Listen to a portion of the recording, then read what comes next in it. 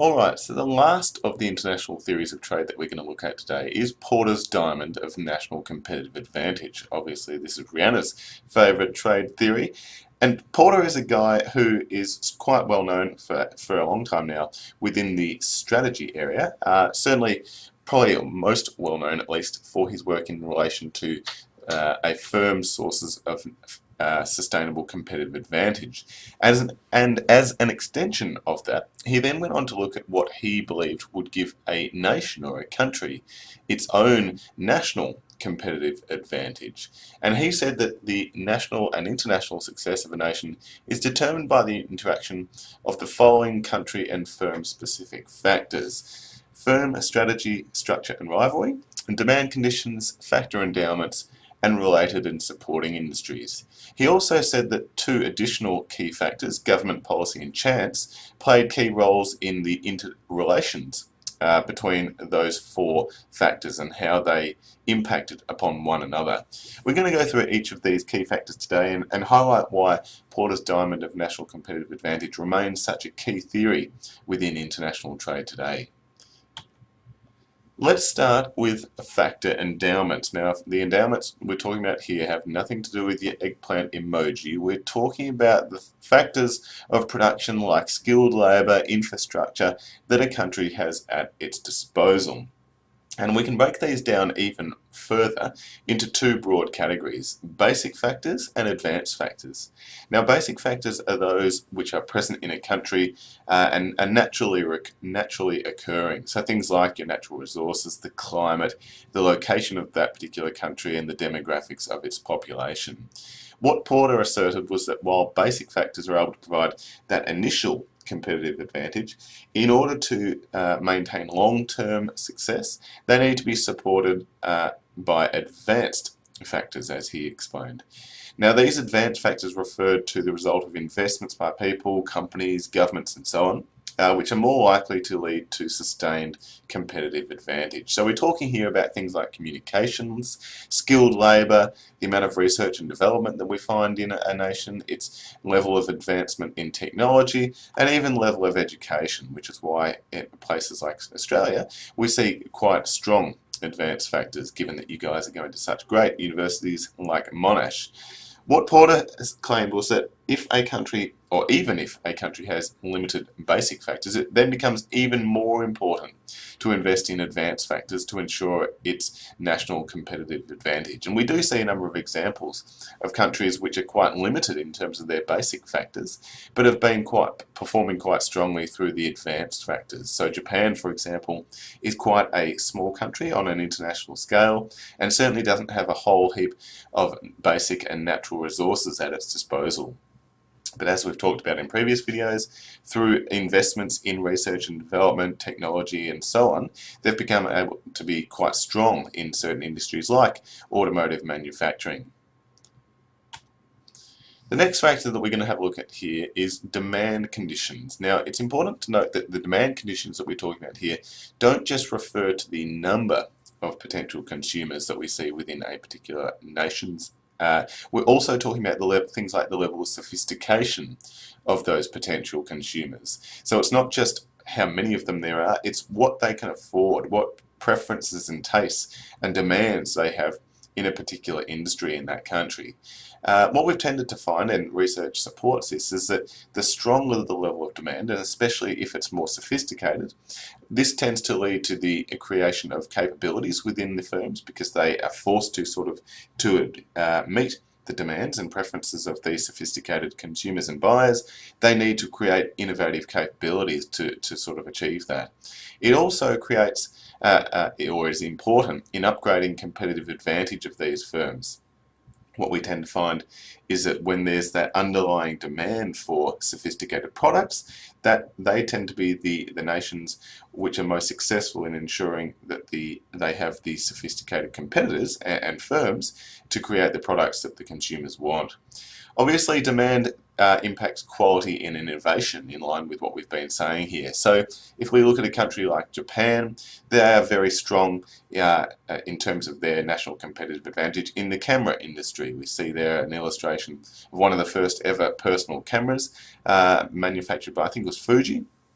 And a lot of other Japanese manufacturers have become quite strong there because there's traditionally been strong demand for these types of technology-related products, and certainly Japanese firms have become synonymous with Kamen manufacturing. If we look more in the Scandinavian region, a lot of the earlier pioneers in the mobile phone manufacturing industry were from either Finland or Sweden. So firms like Nokia and Ericsson were key players when mobile phones were first establishing themselves. The good old 3310 there with Snake, those were the days. Some of you guys probably don't even know what that is, but that was what an early mobile phone looked like. And that was in response to the fact that a lot of the consumers in these Scandinavian Nordic countries are highly educated, they've got strong levels of disposable income, and also expect high quality in a lot of their products that they purchase. And that forced, obviously, the local manufacturers in those countries to become quite advanced to meet those expectations from the consumers. The next factor we're going to have a look at here is related and supporting industries.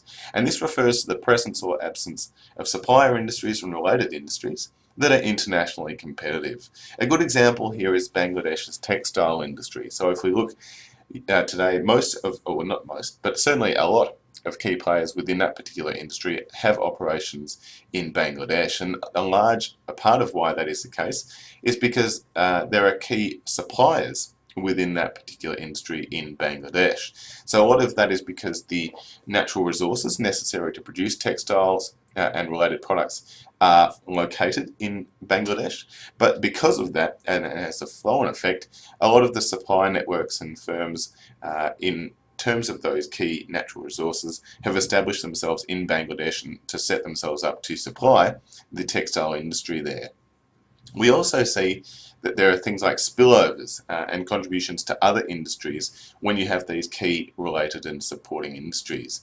A good example here is in the US, where a lot of firms that initially set themselves up to be suppliers of the semiconductor industry, which was pioneered in the United States, were then able to branch out into related industries and become suppliers for firms that were not in the semiconductor industry, but were in industries somewhat similar to that at least. So that's why we see a lot of crossover between suppliers for both the semiconductor and also the personal computer manufacture industries. Successful industries also tend to be grouped in clusters in particular countries, and that's certainly the case in the German textile and apparel industry. So again, we often see that industries which are not quite the same but share things like suppliers and potential distribution networks and government connections are often grouped together in these clusters, so to speak, in key countries around the world. The final factor within Porter's Diamond that we're going to talk about here, of the four main components certainly, is firm strategy, structure and rivalry. Now we've listed some of the all-time great rivalries down the bottom of your screen here, whether it's Scar and Simba or the Roadrunner and Coyote, or even the brothers from Step Brothers. So has the rivalry in nations' industries played a key part in their success too. Here we're talking about the conditions governing how companies are created, organised and managed, and the nature of domestic rivalry. So it initially might seem a bit strange to think that when you have higher levels of rivalry that will actually be a good thing for firms in that particular country. But the reason why that is in fact the case is because obviously to compete with stronger competitors, you as a firm are forced to become better yourself. And so what research has indicated is that most of the strong firms in a particular industry around the world are surrounded by strong competitors. And that's certainly what Porter is saying here. He identified that different management ideologies affect the development of national competitive advantage. So if we look at a comparison between, say, the management ideologies of Japan and Germany, which are very much regimented, very strict and disciplined, they don't allow for a lot of things like creativity and freedom and autonomy as you move down the hierarchies and subsidiaries across the globe. That's quite different to the traditional US philosophy in terms of management styles, which absolutely encourages and emphasises freedom and autonomy of decision making from subsidiaries and managers as they move down the hierarchy of the organisation. And creativity and innovation is certainly encouraged within that management philosophy. Given that, that's why at least according to Porter, that's why in the current state of affairs we see a lot of Japanese and German automotive manufacturers doing quite well, because especially after the global financial crisis, when things were difficult in that particular industry, and indeed across many industries, most industries in fact, a lot of these companies from Japan and Germany, which had strict regimented processes and procedures in place, sure, they might have struggled a bit, but they were better placed to survive than some of the US firms, which actually had to be bailed out or went bankrupt in that period, given that they'd sort of gone off on tangents and created products and niches within their markets that weren't necessarily essential to their success. The opposite tends to occur in something like the computer or smartphone industries, where we see a lot of the key players being from the United States, and this is typically because they do encourage that freedom of thinking, the new and creative ideas, which are perhaps not quite so common within some of the Japanese or German manufacturers. Porter also argued that vigorous domestic rivalry creates pressures to innovate, to improve quality, to reduce costs, and also to invest in upgrading advanced features. So the key takeaway here is that the stronger the rivalry within a particular nation's industry, the more pressure there is on the existing firms there to actually become stronger and become more competitive, which will mean in turn that they become stronger on an international scale as well.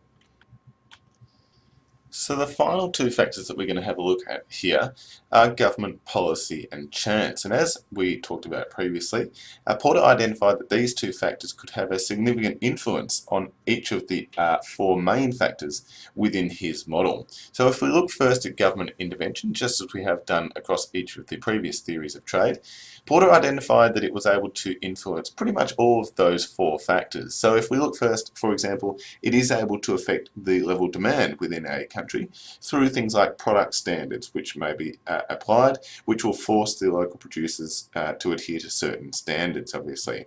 It can influence rivalry in an industry through regulation and antitrust laws. Bodies such as the Consumer Watchdog and the ACCC here in Australia are literally set up to not only protect consumers, but also ensure that there is fair competition amongst the rivals in those respective industries. Government intervention can also impact the availability of highly educated workers and advanced transportation infrastructure, and so plays a key part in determining the strength of the factor endowments as well, obviously through the level of investment and support, particularly financially, for education and infrastructure industries in their respective countries. It's important to also understand the key role played by chance and luck to a certain extent in determining a nation's national competitive advantage. So chance opportunities that arise can help influence the competitiveness of both businesses and entire industries. And we see an example here in the Australian airline industry. Not that long ago, but probably before most of your time, the main two players in the Australian airline industry were Ansett and Qantas. Unfortunately for Ansett, things went a little bit downhill, literally, to the point where they actually went out of business. And it was briefly just Qantas as the only player in that industry. Then, much to the terrible disappointment of Richard Branson and his friends, not quite, they were very happy about the demise of Ansett because it opened up a nice little niche for them to move into. And they've actually gotten to the point today where they went from a relatively small player to one of the two major players in the airline industry here in Australia. So they've impacted not only their own success, but that chance opportunity to move into the industry has led to the creation of one of the most internationally competitive airline industries anywhere in the world. So some overall key takeaways here. Porter's theory, at least in theory, should predict the pattern of international trade that we see today. Certainly it makes sense, and a lot of the factors we see evidence to support that. Porter certainly argues that countries should be exporting products from those industries where they do have a national competitive advantage, where all components of the diamond are favourable, and importing where they are not. It is important to note, however, that to this point Porter's theory hasn't been sufficiently tested to know exactly how well it holds up in the real world. And in fact, I would suggest that might even be something you would want to consider doing yourself in one of your assessments.